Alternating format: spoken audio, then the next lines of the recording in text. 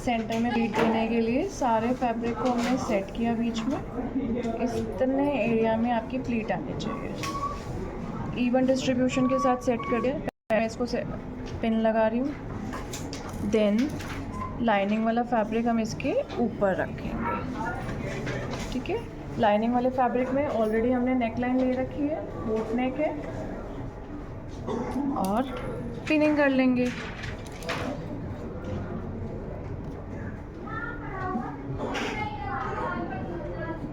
रोक दिया तो पिनिंग हमने। ओके, फ्रॉक का हम लोगों ने नेक रिवर्स करना है। नेक रिवर्स के लिए सबसे पहले नीचे साटन लगाया है, उसके ऊपर ऑर्गेन्जा जिस पे मैंने नेक में प्लीटिंग दी।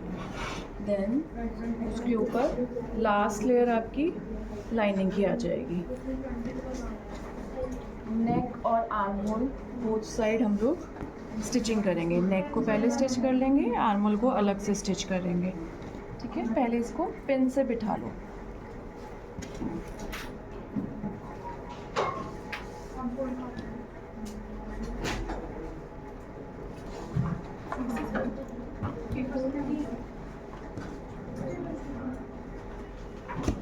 यहाँ पर हाफ इंच की स्टिचिंग आएगी, यहाँ पर हाफ इंच की स्टिचिंग आएगी, और यहाँ पे ऑलरेडी आपने मार्किंग ले रखी है, इस पे सीम लाइन चलेगी।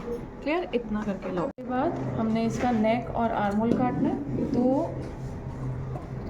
हाफ इंच का हम सीम अलाउंस छोड़ेंगे। सीम अलाउंस छोड़ते हुए काटेंगे।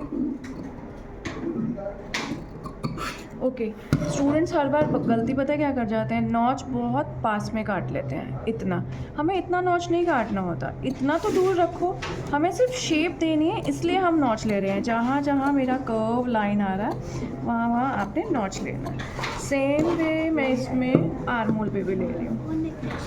ठीक है, डीप कर्व जहाँ पर है वहाँ नॉच की ज़रूरत पड़ती है, जहाँ सीधा हो जाता है उसमें ज़रूरत नहीं है। इसको हमने पलटना है। मैंने आर्म होल पहले इसलिए फिनिश करवाया है क्योंकि रिवर्स बना रहे हैं, तो इसमें क्या होगा, आपका दूसरी वाली फ्रॉक का आर्म होल शोल्डर लाइन इसके अंदर हम सेट कर देंगे। अभी मैं इसका फ्रंट व्यू दिखा रही हूँ किस तरीके से नज़र आएगा पलटने के बाद।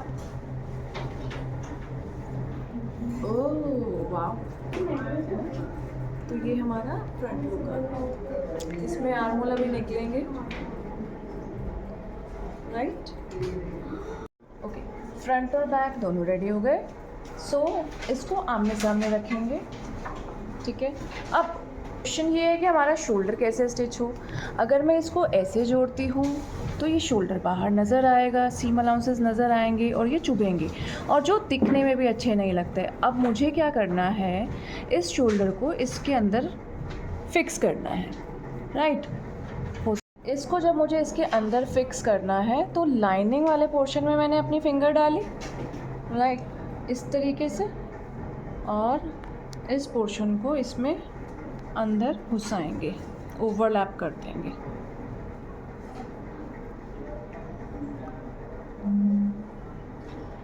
तो ये निकल आया। ठीक है, और अब हमने सीम अलाउंस जितना ही उस एरिया पे सेट किया और सीम लगा देंगे। क्लियर? तो जब ये फिक्स हो जाएगा, फिक्स होने के बाद जब ये सीधा हो जाएगा तो राइट टू राइट फेसिंग हमारा कपड़ा नज़र आ जाएगा। क्लियर? सीम लगा ली शोल्डर पे। अब इसको हमने पलटने के बाद बिल्कुल फ्लैट कर लेंगे। ये फिक्स हो चुका है आपका शोल्डर। तो बोथ साइड अच्छे से फिनिशिंग आ गई। रिवर्स में बिल्कुल क्लीन है, अंदर से भी और बाहर से भी। ठीक है, किया रिवर्स में, वैसे ही हम अपना आर्म होल साइड फिनिशिंग करेंगे।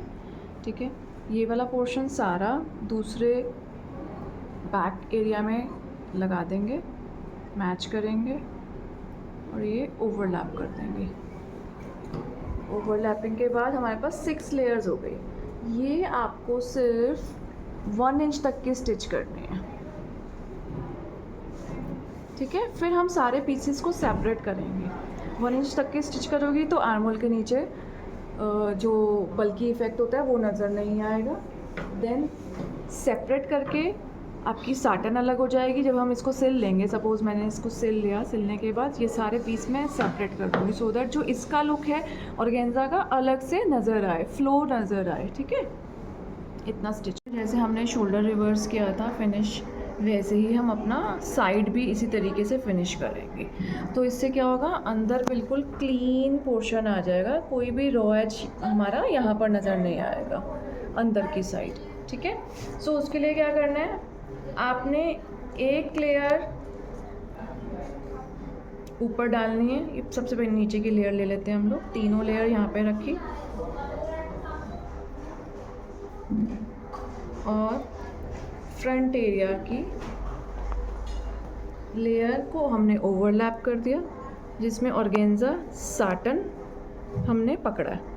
जो लाइनिंग वाला पीस था, लाइनिंग वाले पीस को हमने पलट दिया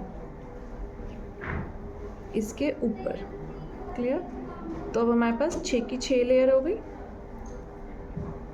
क्योंकि ये सर्कुलर है ऊपर वाला पीस, तो मैं फ़िलहाल 1 इंच ही एडवाइस करूँगी स्टिच करके लाएं, सो दैट मैं सारे पीसेस को सेपरेटली बाद में स्टिच कर सकूँ, बाउंस इफ़ेक्ट आएगा जिससे। ठीक है, अब यहाँ पर आपको इतना स्टिच लगा के लाना है और यहीं से बैक ले लेना है। जो हमने साइड सीम लगाई थी 1 इंच की लगाई थी, जिसमें कि हमारी तीनों लेयर पहले अटैच थी। नाउ अब हम इसको सेपरेट करेंगे, जिससे बाउंसी लुक और आ जाएगा। ठीक है, आपने सिर्फ अपर लेयर को लेना है जो मेरी टिश्यू की है। यहाँ पर निडल फिनिश हुई थी, मैं यहाँ पे हमने मशीन रोकी थी। अब यहीं पर आपने निडल डालना है अंदर, मशीन यहाँ से चलाना शुरू करना है ये वाले एज से, और नीचे तक आते आते आते आते आपने इसको स्टिच करना है। ठीक है, राइट सीम से इसको जॉइन कर लिया जो हमने रिवर्स किया था। फाइन, ऑर्गेन्जा भी सेपरेट कर दिया था, ये हम देख सकते हैं यहाँ पे। अब जब ऑर्गेन्जा सेपरेट हो गया, अब मुझे अंदर की फिनिशिंग करनी है। ये जो मेरी साटन की लेयर और कॉटन की लेयर रह रही है, आपने ऑर्गेन्जा को बिल्कुल साइड करना है, साटन टू साटन मैच करना है। अभी मेरी फ्रॉक उल्टी हो रखी है काइंड ऑफ। ठीक है, जहाँ पर ये निडल ख़त्म हुई थी यहाँ से मैं यहाँ पर चला लूँगी सीम, सेम वे जहाँ मेरी साटन की निडल ख़त्म हुई थी यहाँ से मैं इधर चला लूँगी। थोड़ा सा हम गैप दे सकते हैं, गैपिंग से शुरू कर सकते हैं। ठीक है, तो इससे क्या होगा, सारी जो इतना भी रॉ एज है सब अंदर अंदर रह जाएगा फ्रंट में, और आपके जो अंदर वाला साइड है रॉन्ग साइड, उसमें कुछ नज़र नहीं आएगा, कोई सीम अलाउंस नज़र नहीं आएगा। Very good madam Tanisha. ठीक है, आपने ये फ्रंट तो बहुत अच्छा बना लिया और रॉन्ग साइड से भी बिल्कुल क्लीन है ना, इसमें कहीं पे भी रॉ एजेस नज़र नहीं आ रहे। नाउ अब इसको बॉटम को भी हम इसी तरीके से फिनिश करें। तो इसको फिनिश करने के लिए ये पूरा का पूरा रॉन्ग साइड इनसाइड हो जाएगा। इस तरीके से पहले हम इसको पकड़ेंगे, लाइनिंग एंड साटन को। क्लियर? देन इसको हमने पलट लेना है। अब आपके पास सिर्फ लाइनिंग और साटन साइड टू साइड मैंने मैच कर दिया।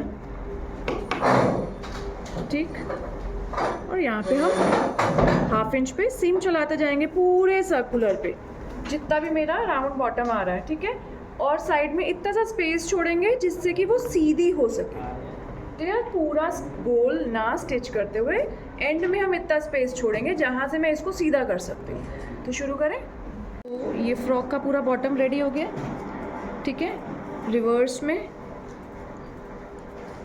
इसमें यहाँ पर हमने थोड़ा सा स्पेस छोड़ा है जिसमें से मुझे पूरी फ्रॉक निकालनी है। तो पूरी फ्रॉक निकालने के लिए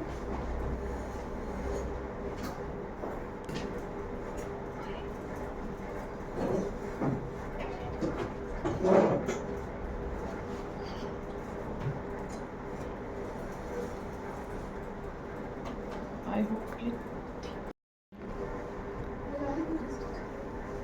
सो ये पूरा हमने रिवर्स कर लिया। ये वाला ओपन एरिया रह गया, यहाँ पर हम लोग ब्लाइंड हैमिंग कर देंगे। ठीक है, सीधा मैजिक। इसको अब हमने सीधा करना है फ्रॉक को।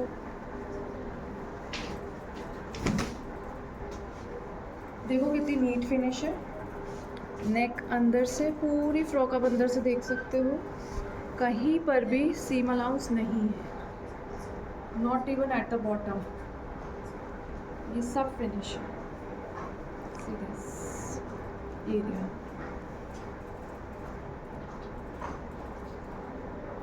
इसका फ्लेयर भी अलग है, लाइनिंग भी अलग है और सीम अलाउंस सारे अंदर। डन।